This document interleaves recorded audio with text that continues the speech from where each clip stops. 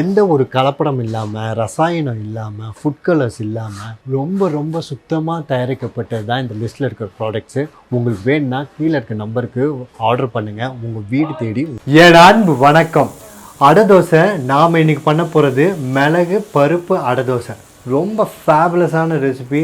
குழந்தைங்கள்லேருந்து பெரியவங்க வரைக்கும் எல்லாம் இஷ்டப்பட்டு ரொம்ப விருப்பமாக சாப்பிடுவாங்க.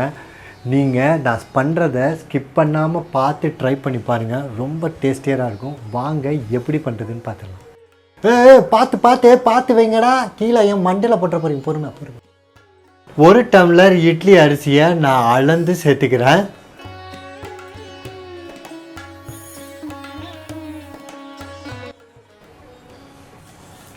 மூஞ்சில் தண்ணி ஊற்றாமல் இதை நான் தண்ணி ஊற்றி நல்லா வாஷ் பண்ணிவிட்டு அப்படியே நான் ஒரு 4 hours ஊற வச்சுக்கிறேன்.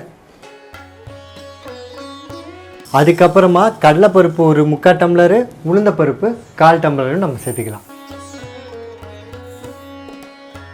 இந்த மாதிரி பொறுமையாக ஊற்றணும். இதையும் அப்படியே அரிசி மாதிரி நான் வாஷ் பண்ணி ஒரு 4 மணி நேரம் ஊற வச்சுக்கிறேன். ஓகே, 4 மணி நேரம் ஆயிடுச்சு. இப்போ நம்ம இதை அரைக்க ஆரம்பிச்சிக்கலாம். ஒரு 6 காஞ்ச மிளகாவை நான் எடுத்துக்கிறேன். டேய், எங்கடா நிற்க வச்சுருக்கீங்க எங்களை?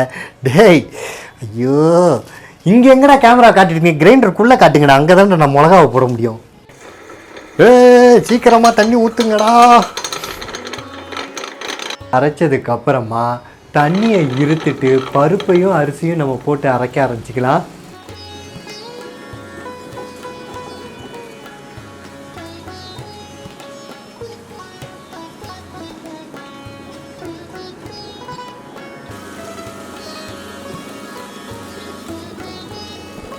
இந்த மாதிரி ரவை பதத்துக்கு நல்லா அரைச்சதுக்கப்புறமா கொஞ்சம் ஜாஸ்தியாக வந்தால் கூட பரவாயில்ல. அந்த மாதிரி அரைச்சதுக்கப்புறமா நான் என்ன பண்ண போகிறேன், 1 டேபிள் ஸ்பூன் கல் உப்பை இதில் நான் சேர்த்துக்கிறேன். 2 சுற்று அரைச்சதுக்கப்புறமா மாவை நான் இந்த மாதிரி தனியாக எடுத்து வச்சுக்கிட்டு 1/2 டேபிள் ஸ்பூன் நான் மிளகுத்தூளை நான் சேர்த்துக்கிறேன். உங்கள் காரத்துக்கேற்ப நீங்கள் இதை சேர்த்துக்கலாம். சேர்த்துட்டு இதை தண்ணி ஊற்றி நல்லா நம்ம ஒரு தோசை மாவு பதத்துக்கு, ஒரு அடை தோசை மாவு பதத்துக்கு நம்ம இதை எடுத்துக்கு வந்துடலாம். 1/4 டேபிள் ஸ்பூன் நான் காயப்பொடியும் சேர்த்துக்கிறேன்.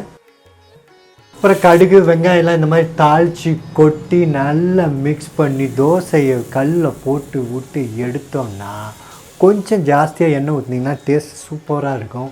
போட்டு பண்ணிங்கன்னு வச்சுக்கோங்க, ஒரு முறுன்னு ஒரு ஃபேண்டாஸ்டிக்கான ஃபேப்லஸான அடை தோசை அமேசிங்காக ரெடி.